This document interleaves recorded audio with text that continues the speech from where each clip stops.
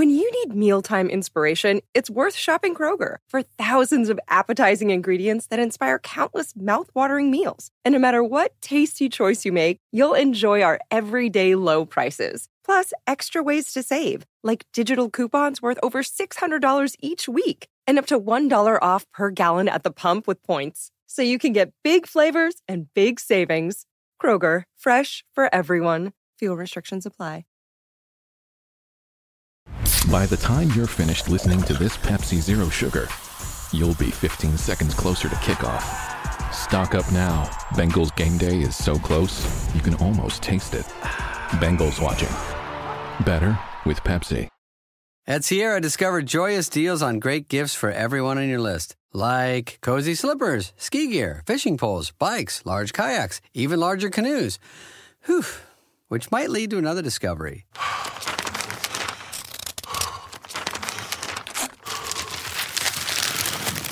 Wrapping gifts is the only sport you need to stay fit this season. 'Tis the season to discover great gifts at unexpectedly low prices. Sierra, let's get moving. Thanks for choosing this free Anfield Index podcast. If you'd prefer to listen to this or any of our other shows without adverts, then now's the time to check out Anfield Index Pro. With AI Pro, you can supercharge your entire listening experience. You'll not only get all of our podcasts without the ads, but you'll have them far faster with our Quick Publish feature available exclusively for subscribers. AI Pro also puts you in the heart of our sound studio, with an option to listen to many of our shows live and interact with the podcasters in real time as the shows are recording. Upgrading couldn't be easier. AI Pro is available on all popular podcast platforms.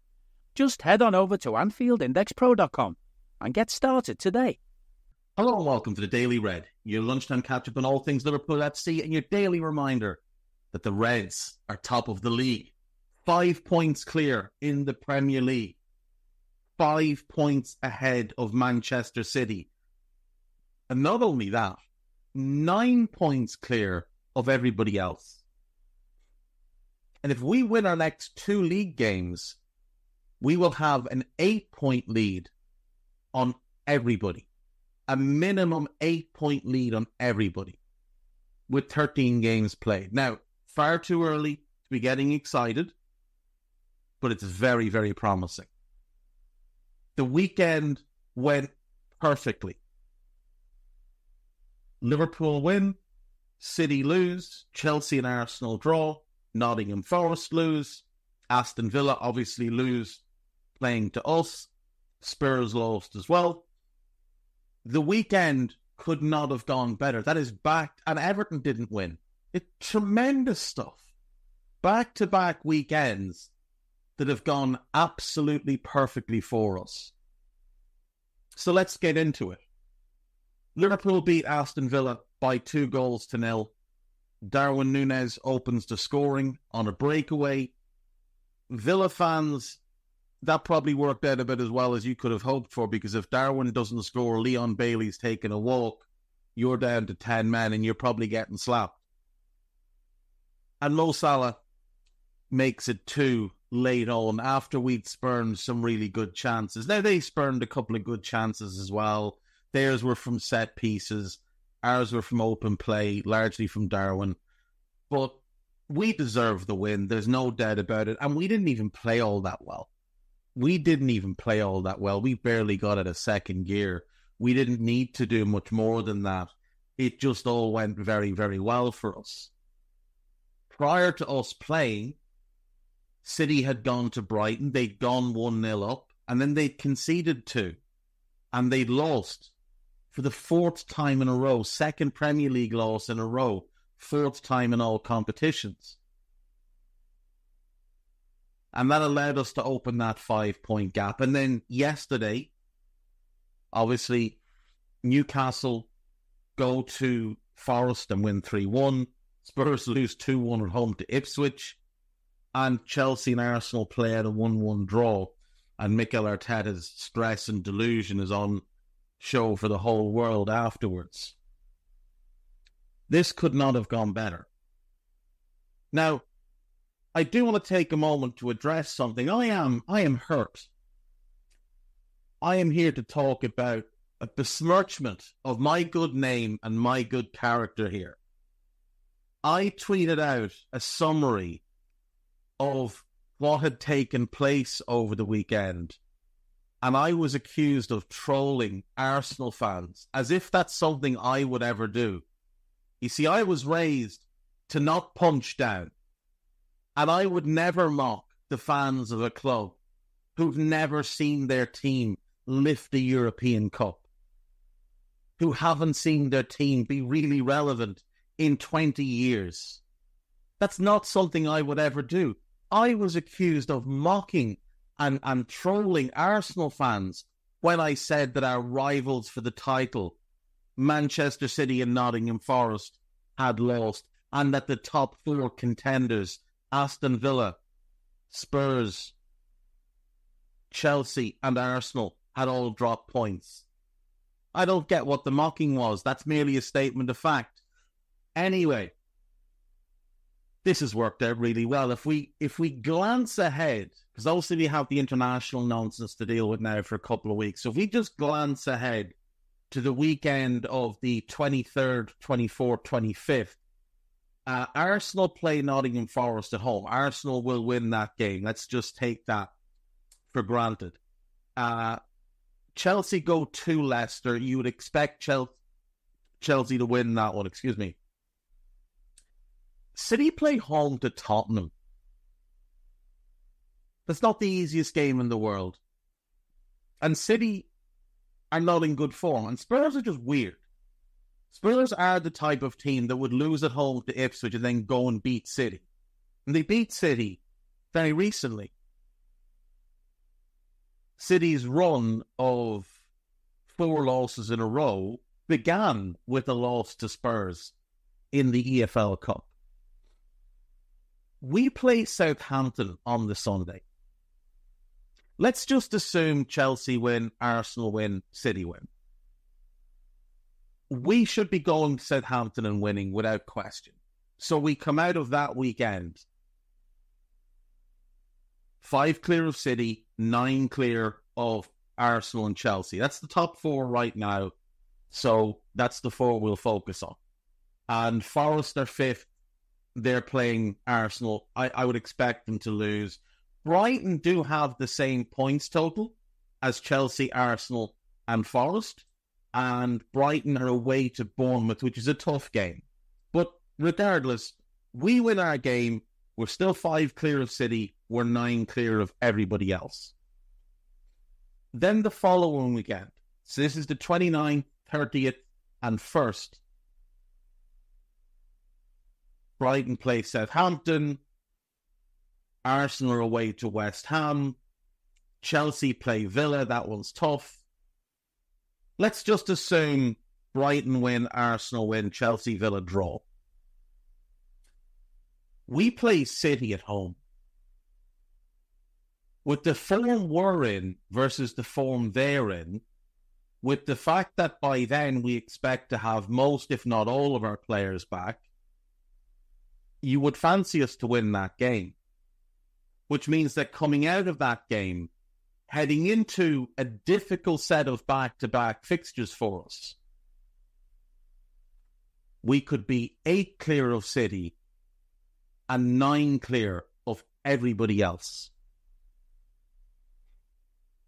That gives us some wiggle room. That gives us breathing room.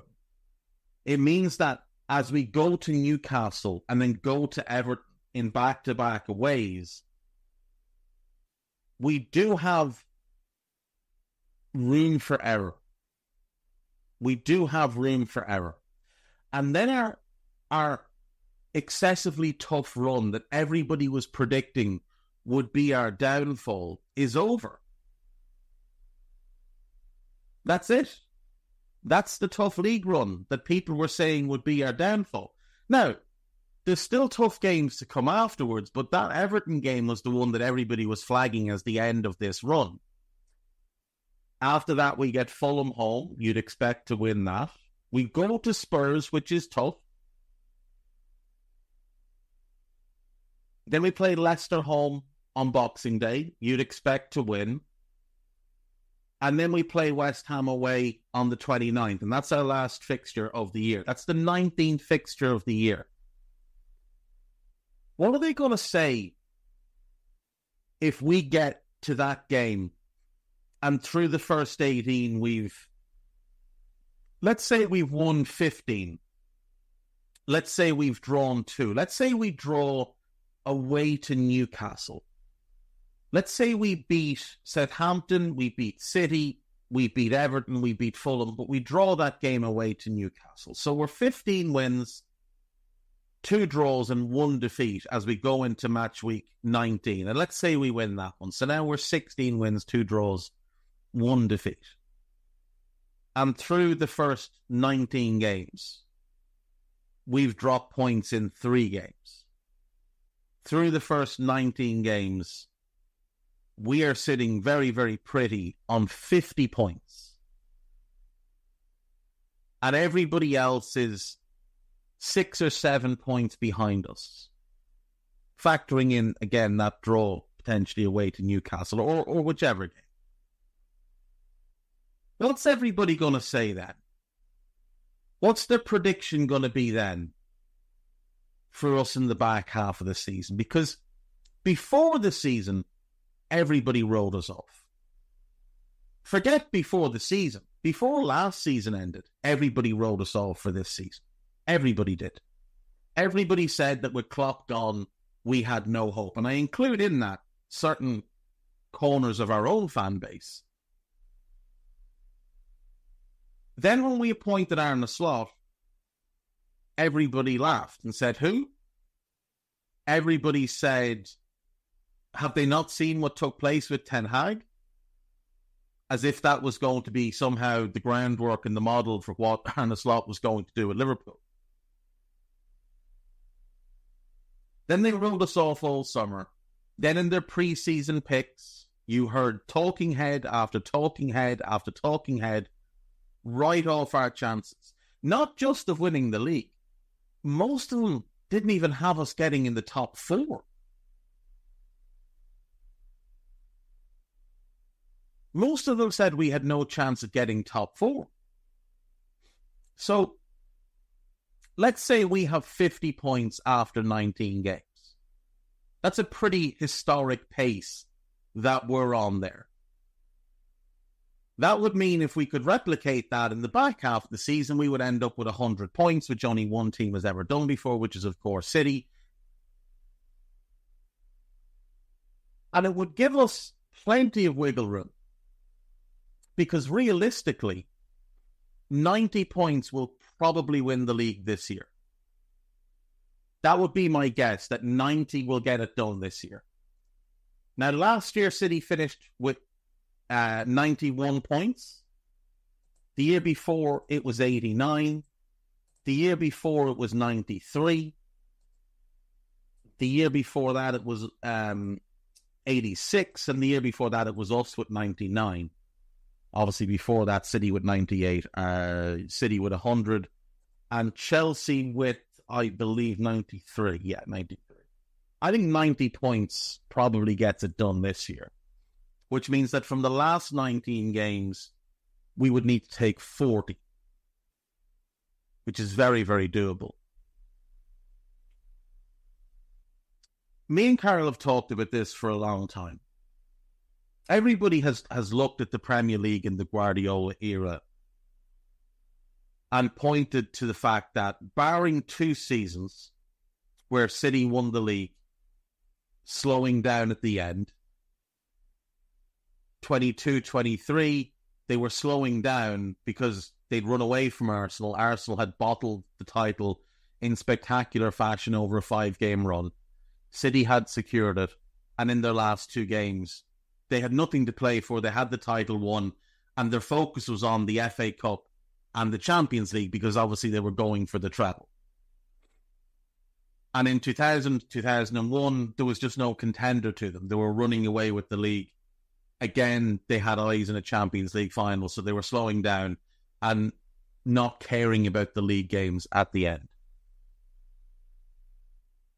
Otherwise, you need 90 plus to win the league. That's just been the way in the Guardiola era. Chelsea 93, City 100, City 98, us 99, City 93, and then last year City 91. Whenever there's been a title race or there's been the absolute blowout that was the 17-18 title, it's always been over 90 points. But to get to those 90 points, you obviously have to win a certain number of games. But more importantly, you need to avoid dropping points in a certain number of games. So if we look back at the Guardiola era of the Premier League, 16-17, Tottenham dropped points in 12 games, finishing second. They get to 86 points, but they drop points in 12 games. Chelsea only dropped points in 8 games and get 93 points, which was an exceptional performance at the time. The holidays are here at the Home Depot. If you're working on getting ready for company, a lot of company, make sure you're ready with Black Friday savings. Get up to 40% off select appliances, plus up to an extra $1,000 off select kitchen appliances. Upgrade your kitchen with top brands like GE Profile and get sleek cutting-edge appliances to make sure you've got hosting handled. Yeah, you do. Get Black Friday savings now with free delivery and financing on select appliances this holiday at the Home Depot. Offer valid November 6th through December 4th. U.S. only. See store or online for details. At $179 million in total cash prizes. Mom, what are you doing? Mix in 3 parts bills, bonus boxes, and multipliers. Is this some kind of recipe? Gradually stir in a ton of excitement. Oh, you're trying to make Ohio Lottery holiday scratch-offs, aren't you? Stop overcomplicating things. Just go buy all your favorites like Holiday Cash, Holiday Lucky Times 10, and Merry Money. Oh, that is easier. Uh-huh. Now help sift non-winning tickets into My Lotto Rewards for a second chance to win. Play Holiday Scratch-Offs. Lottery players are subject to Ohio laws and condition regulations. Play responsibly. This year, Santa's bringing the power of Energizer into his workshop. Whoa, the Energizer Bunny's got so much power. Wait, he's powered up all the toys. I think that means we're done for the year. I love this bunny. He's the hardest working helper the North Pole has ever seen. And he wants all your gifts to have the power of the #1 longest lasting AA battery. So this holiday season, stock up on Santa's and the elves' favorite battery, Energizer Ultimate Lithium. I don't need a VPN. I've got nothing to hide. Ha. This is what I used to tell myself before I hooked up with LibertyShield.com. Not only is my home internet now fully encrypted, but I can now access all the websites I want, whenever I want, and do so from absolutely anywhere. As a Liverpool fan, I love to know I can now watch every match, regardless of whether it's on UK TV or not. My Liberty Shield VPN makes sure nothing is blocked and guarantees me super fast streaming speed throughout that match. You can get connected right now with their software package, which includes a 48-hour no-obligation free trial and instant access to their apps for Apple, Android, Fire TV, PC, Mac and Android TV. Or go a step further like I have and get one of their pre-configured VPN routers. These small but powerful devices allow you to easily connect every device in your home to VPN, making it the perfect solution for smart TVs, Mac boxes, and games consoles. Visit LibertyShield.com today and use coupon code AIVPN25 to get 25% off at checkout. The following year, City win the title, dropping points in 6 games. 18-19, we drop points in 8 games. We get 97 points, but we drop points in only 8 games. But City get 98, dropping points in only 6 games. The following year, we only drop points in 6 games. City drop points in 12 games, finished 18 points behind us. Now, again, 2021 is an outlier because there was no title race that season. Nobody got within 12 points of City. They were able to slow down at the end. They dropped points at the end they wouldn't normally have dropped. They finished with 11 games where they'd lost points. Had they needed to take points in those games, to take maximum points, you know they would have. 21-22, we dropped points in 10 games. We got 92 points. We finished second. They only drop points in 9 games. They get 93 points. The finest of margins. The finest of margins that season.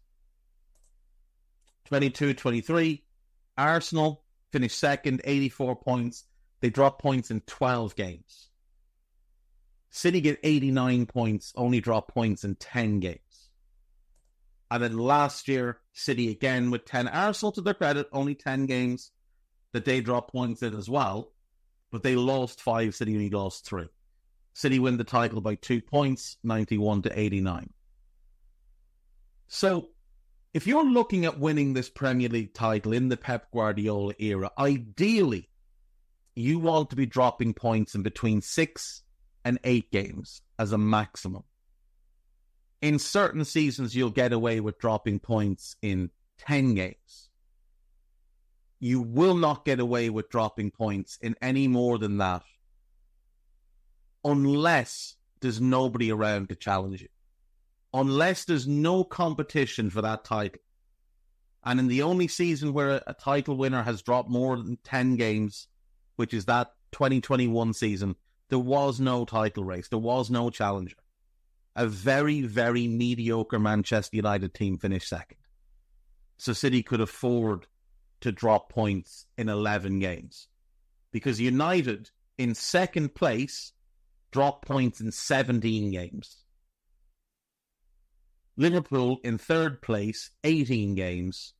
Chelsea in fourth place, 19 games. That is an outlier season in this Guardiola era of the Premier League. You have 10 games as a very maximum. And with that, you can get 92, 93 points. So if you've got any kind of rival, you cannot afford to drop points in any more than that. If you've got a great rival, like City did in 18-19 with us, you've got 6 to 8 games and that's it. Right now, 11 games in, Arsenal have already dropped points in 6 games. They have very little margin of error across the rest of this season. Very little. Now, you've all probably been subjected to the nonsensical ramblings of No New Thing on Twitter. A deluded Arsenal fan who I believe uses ChatGPT to write his tweets and talks absolute bobbins. He said before last season that Arsenal, the team that Arteta had put together, was a 100-point team. That's what he said. You can go and find the tweet for yourself. It was a 100-point team. Now, last season, again, they got to 89 points, which is a 5-point raise on what they got in the previous season, but 11 points shy of what he claimed they were capable of. This summer, they added Calafiori, they added Moreno, and somebody asked him in reply to that tweet, do you still stand by this? And he said he did. For Arsenal to get to 100 points this season, they would need to win every single game remaining. They would need to win all 27 games. Now, they're not going to do that, but what we can do with that is we can work them backwards off 100 points. Because like I say, you're going to need 90 to win the league. So with 27 games left, Arsenal are going to need 23 wins, a draw, and 3 defeats. That would get them to 90 points. Does anyone really see that as likely for this team? They can get a little bit above 90, obviously, if they only lose 2 and draw 2. That will get them 91. But does anyone see that as likely for this Arsenal team? Because right now, I don't see it. I don't see it with them.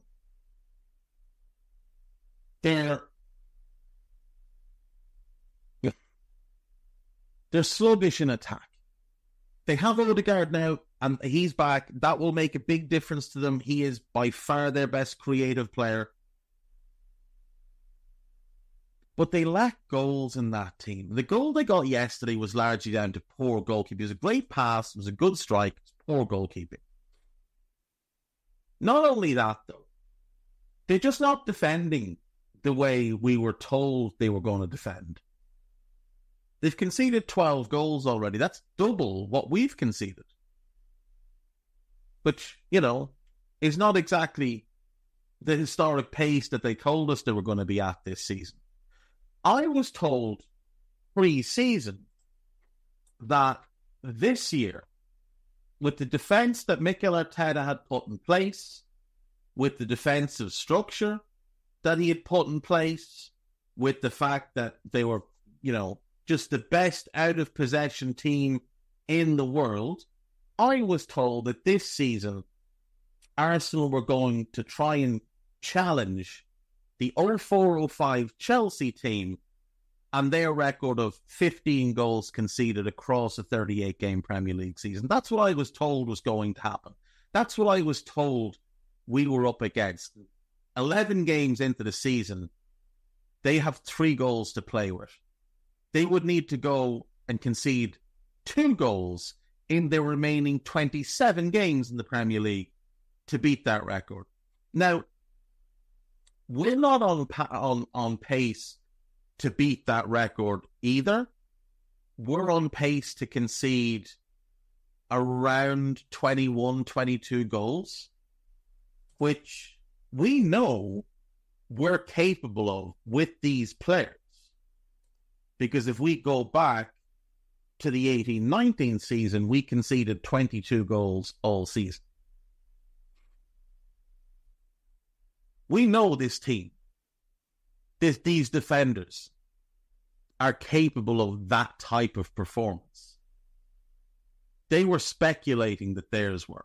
We know our team is capable of 90-plus points because we've seen it happen before.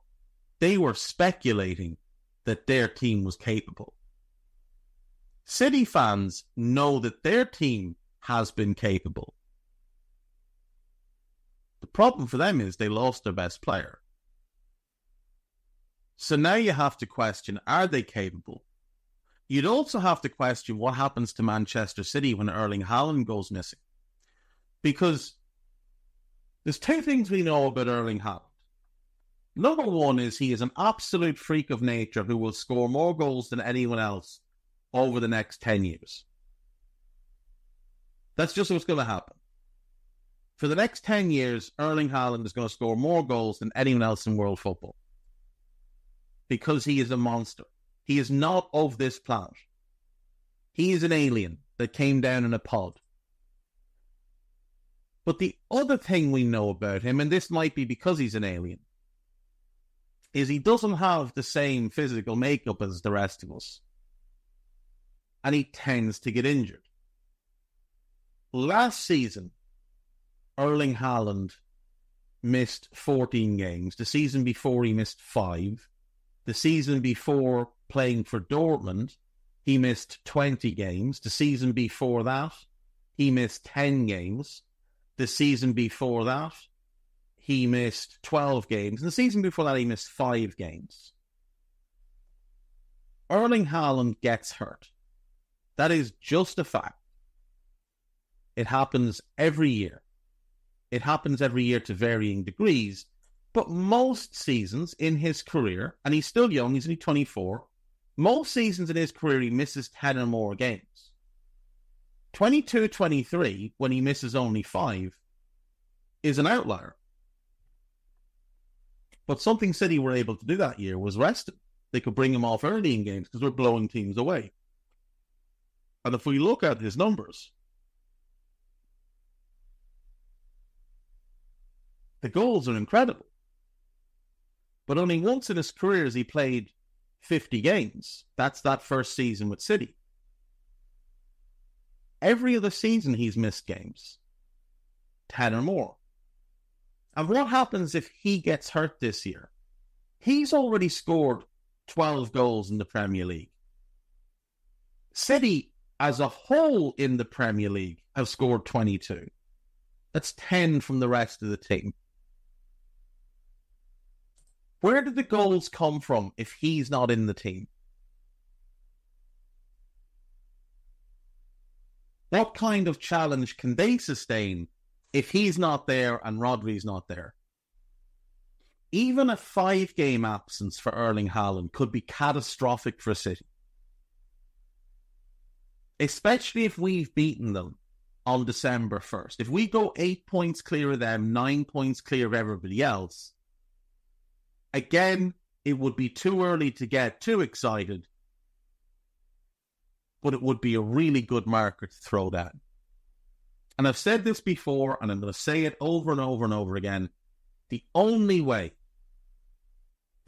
proven way to beat Manchester City to the title is to blow them out of the water in the first half of the season. It's the only way to accomplish it. 17-18, they run away with it. 18-19 is a tight battle between us and them, and they won. 19-20, we blow them out of the water. 2021 is a mess of a season. 21-22 is a tight battle between us and them. They beat us to it. 22-23, that is Arsenal's title to lose. City come and take it from them and ultimately win it comfortably enough. Able to rest players for the last couple of games. 23-24, it's a tight battle between Arsenal and City going with it. Nobody has won a title race against Manchester City. They've been involved in 4. 18-19, 21-22, 22-23, 23-24, and they've won all 4. The outliers, the season we run away with it, and that weird COVID year of 2021, when they ran away with it. You have to do what we're doing right now.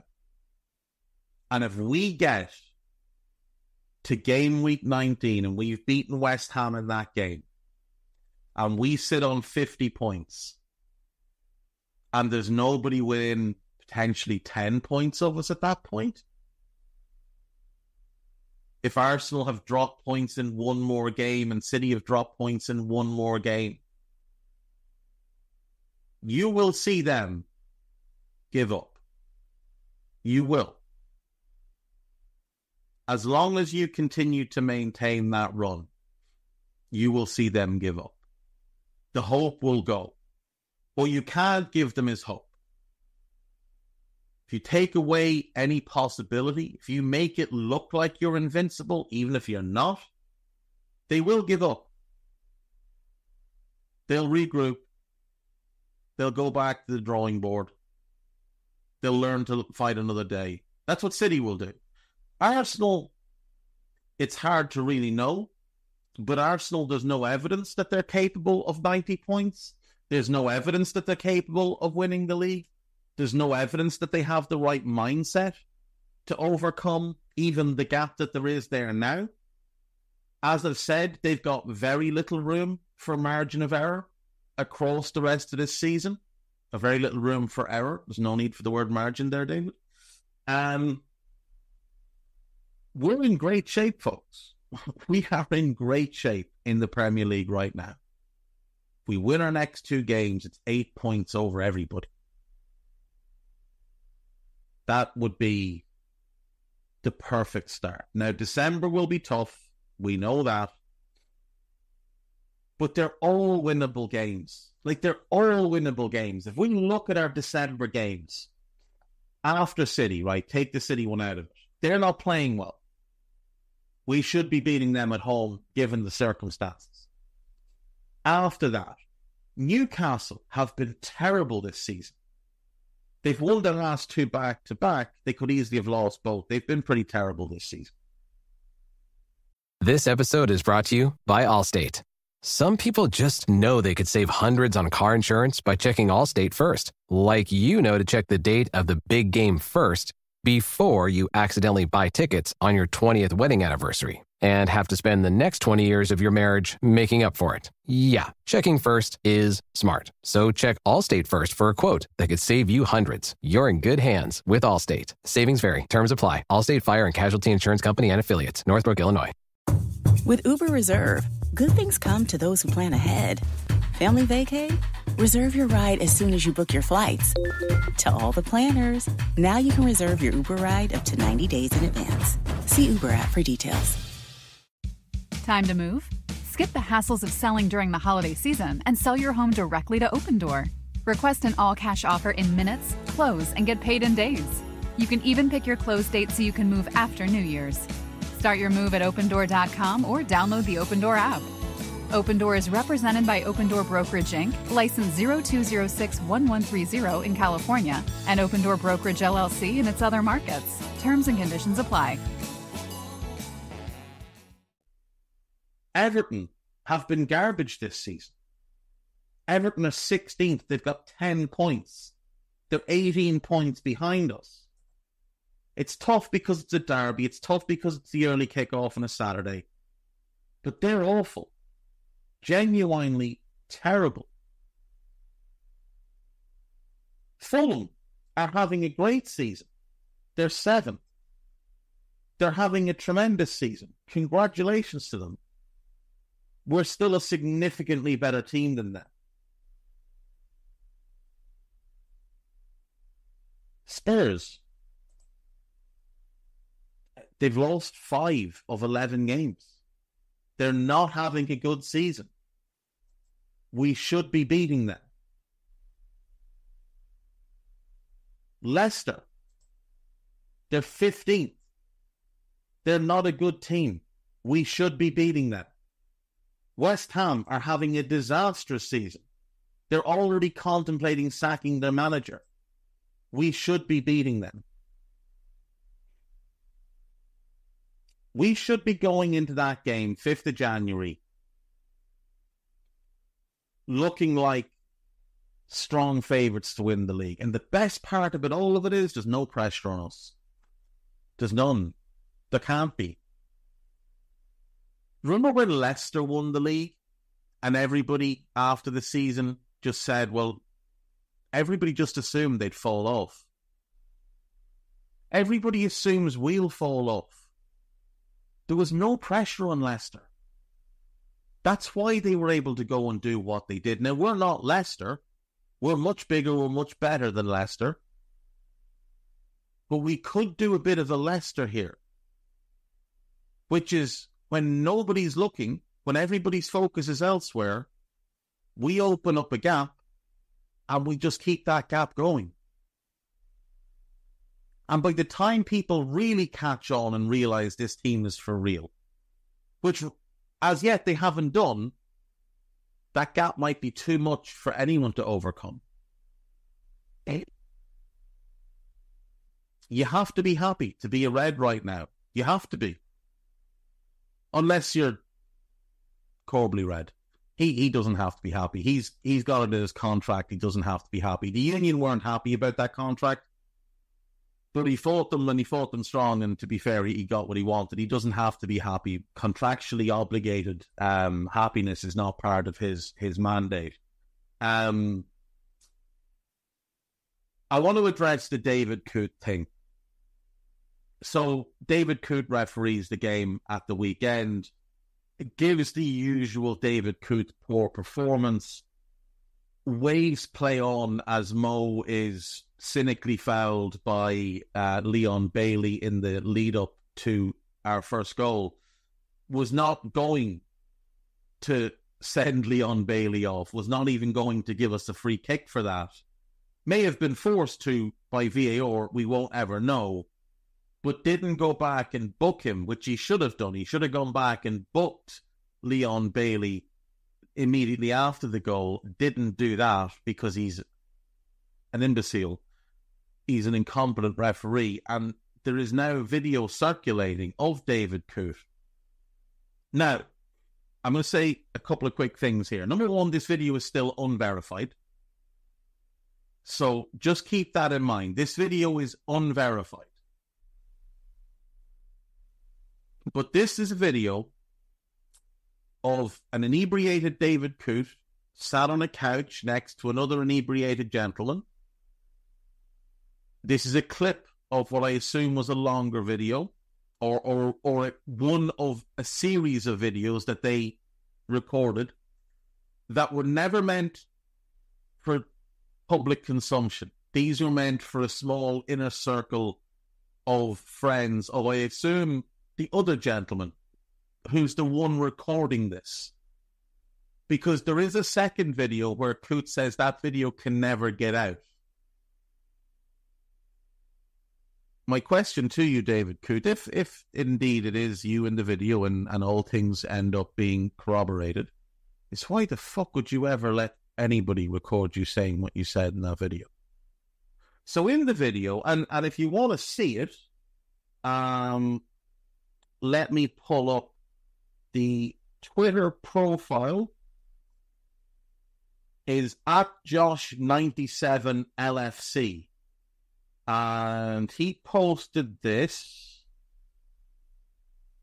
at 1:41 p.m. That is about 2 hours ago, 2 and a bit hours ago. It has 9.5 million views already, 29,000 likes and 14,000 retweets. So go there, make sure you view that video, watch those videos, and then share those videos so that more people can get their eyes on them. Share those videos as far and wide as you can see. Now, the PGMOL have said that they're investigating this. We'll come to that. I'm not going to repeat what he says in the videos, but what he says about Jurgen Klopp is vile. Okay, so I do pre-warn you. Consider yourself forewarned. It is vile. But go and watch those videos. And then ask yourself, do you think that man should ever referee a Premier League game again? Because I don't think he should.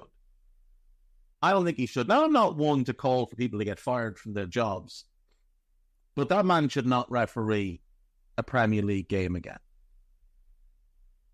You see, we would have grounds, without question, to make sure he never referees a Liverpool game again. But that doesn't go far enough here.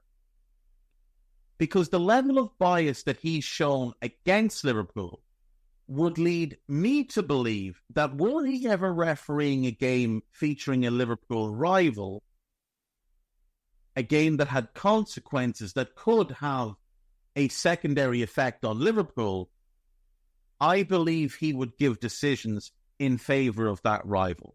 So let's just give an example. It's match week 37 Premier League season. Liverpool play. Liverpool draw. Liverpool rival plays later that day or the next day, and a win would put them above Liverpool at the top of the table. I would have no doubt in my mind that David Coote would try and manufacture a scenario where that win becomes easier. No. So David Coote should not referee in the Premier League again. Let him referee in the Championship. Let him referee in the Cups, just not again, not when we're involved. That man should not referee in the Premier League ever again. There has to be checks and balances. And David Coote has shown his hand.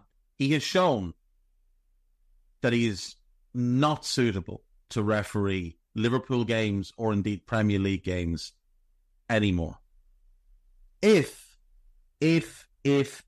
that video is corroborated. And I don't want to hear, oh, well, he was drunk, so he said some things, but he didn't mean them. I don't want to hear sane washing or pure nonsense about what it was that he really meant or why he said those things. those words came from his mouth, he doesn't have a job in the Premier League anymore, and that's how it should be. I will leave it to your good selves to check out the other Liverpool websites, but you can take a look at AnfieldIndex.com. There is a piece about David Coote. There is a piece about Ibu, a piece about Arna, a piece about Mo, a piece about the injuries. Check all of those out. Podcast-wise, there is Post-Match Raw, which is myself, Trev, and Carl Matchett. There is the Final Whistle Pod, which is Nina and Ben Poscott. Give that one a listen, always good. Dave Davis filled in over the weekend as he does on the Daily Red, so check those out. There is a Media Matters, it's come out today. Dave Davis and David Lynch, check that out. And the Brundish fella has finally delivered. There will be multiple Fatigue Index podcasts coming in the next couple of weeks. I believe there's one coming today. If it hasn't come out over the weekend, maybe it came out over the weekend. I missed it. If it did, I may go and find it if so. But I believe it's coming out today. So go and give that a listen. And then Sai's got another couple coming up that are going to be absolutely must-listen stuff. There's loads more to come this week. I will talk to you all tomorrow. Take care. Bye-bye. We hope you enjoyed listening to this Anfield Index show. Please be sure to subscribe to our channel so future podcasts find their way to your device automatically. There's nothing quite like fan engagement, and we'd love to know what you think of anything discussed on this show. The best way to get in touch is over on our free Discord community, where both podcasters and listeners debate the hottest LFC topics 24/7. Sign up free now at AnfieldIndex.com/Discord. You won't regret it. You can also follow us on Twitter at Anfield Index and find us on Facebook by searching for Anfield Index. Oh, and before you go, we'd love it if you could leave us a 5-star review on your favourite podcast app. It only takes a couple of seconds, and it means the world to the people who create these free shows.